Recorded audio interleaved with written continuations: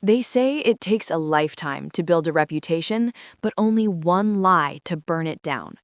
My parents sent me to jail for something I didn't do. For 78 hours, I was locked in a cage like a common criminal while they sat in their mansion sipping wine and counting my money. When the gates finally opened, there they were, standing near the fence line with their designer sunglasses, fake tears, and rehearsed smiles. My mother had her arms wide open, like she was about to welcome back a hero. My brother, Jace, was holding a bouquet of white lilies, the symbol of innocence. The audacity was truly breathtaking. I didn't stop. I didn't hug them. I didn't even blink. I walked straight past their outstretched arms and stepped into a black SUV with windows so dark they could hide 1,000 secrets. Because the Diana they betrayed was dead. The woman who walked out of that cell, she was a storm they didn't see coming. This isn't a comeback story, it's a correction. Before the 78 hours of hell, I was the golden child.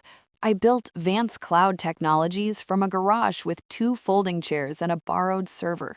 I worked 20-hour days. I took risks that would make a gambler sweat. I turned my name into a brand worth more than my entire family had seen in 3 generations.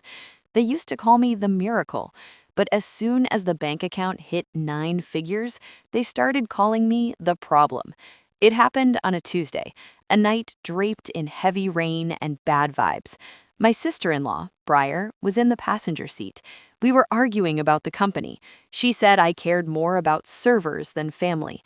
I told her she was lazy and only cared about my dividends. Suddenly, she yanked the steering wheel. The car spun. The tires screamed like a woman in labor. Everything went black. When I woke up in the hospital, my world had shifted. The dashcam footage, corrupted. The police report, changed. Briar told the detectives I crashed on purpose because I found out she was pregnant. My parents, Jace, and Briar, they all stood in a circle and pointed their fingers at me. They painted me as a vindictive, reckless monster. They didn't just want me out of the company, they wanted me in a jumpsuit. People think jail breaks you in years. No, it breaks you in the first 78 hours. The smell hits you first, disinfectant mixed with old sweat and hopelessness. They stripped me of my designer clothes and gave me an orange rag. They took my phone, my jewelry, my identity. I sat on a thin mattress that felt like it was stuffed with regret. My cellmate was a woman named Big Mama who looked at me like I was a snack. I didn't sleep. I just stared at the ceiling, counting the minutes. My father visited. Not to bail me out, not to ask if I was okay. He leaned against the glass and slid a paper toward me. Sign your shares over to Jace, Diana. We'll make the charges go away. We'll tell the judge you were stressed. You'll be out by dinner. I looked at the man who raised me and saw a stranger. He wasn't a father, he was a vulture. I realized then that my life was being traded like a commodity. I pushed the paper back. I'm not signing anything, I whispered, and when I get out, remember this moment. The silence became my weapon. While the other inmates fought over bread, I sat on my bunk and mapped out every weakness in their plan. I knew Jace's gambling debts. I knew my mother's obsession with her perfect reputation. I knew Briar's medical history. I used those 78 hours to turn my brain into a war room. I didn't want mercy. I wanted smoke. The black car wasn't a taxi. It was a mobile command center. Inside was Silas Thorne. My brother had tried to hire him 3 times to protect the company. Silas turned him down every time. Why? Because Silas likes winners, and he knew Jace was a clown. "Your war room is ready, Miss Vance," he said. He handed me a folder. It was thick with medical reports and bank trails. While I was inside, Silas and his investigator, Odessa Reed, had been digging.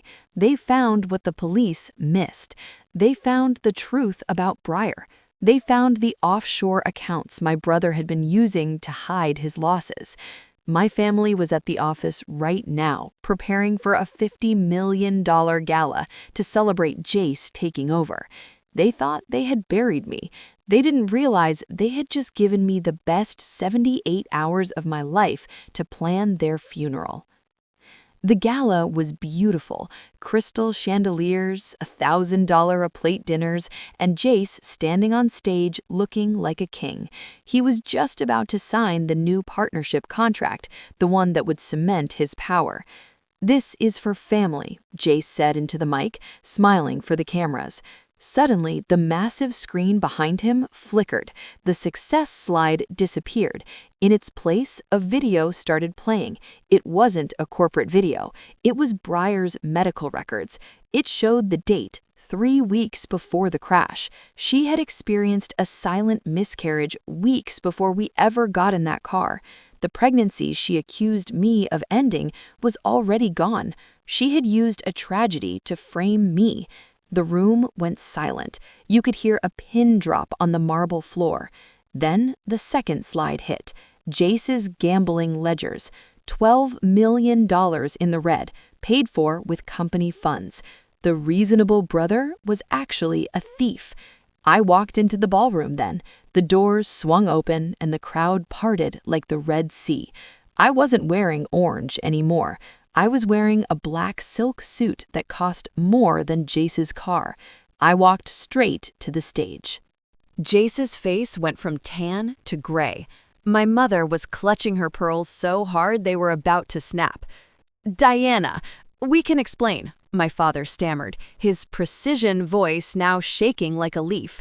"Save it for the lawyers," I said, my voice echoing through the speakers. "Jace, you're fired. Mom, Dad, I've filed a motion to freeze the trust. Since you used my company assets to pay for this fraud, the house is being audited. You have 24 hours to pack your bags." Briar tried to stand up from her sympathy wheelchair. "You can't do this. We're family." I leaned into the mic, looking her dead in the eye. Family doesn't lock family in a cage for 78 hours for a crime they committed. You wanted a villain, Briar? Now you've got one. I turned to the press. The dash cam footage that was corrupted, it's been recovered. It's being sent to the district attorney as we speak. Jace, I hope you like orange. It was never my color, but I think it'll suit you perfectly. They thought 78 hours in jail would break my spirit. They didn't realize that for a woman like me, pressure only creates diamonds. Jace is facing 10 years for embezzlement. Briar is being sued for defamation and insurance fraud. My parents? They're living in a 2-bedroom apartment, wondering where it all went wrong. They keep calling. They keep leaving voicemails about forgiveness. Delete. I'm back in my boardroom. The garage where I started feels like a lifetime ago. But I still keep that plastic spoon I used to mark the wall in my cell.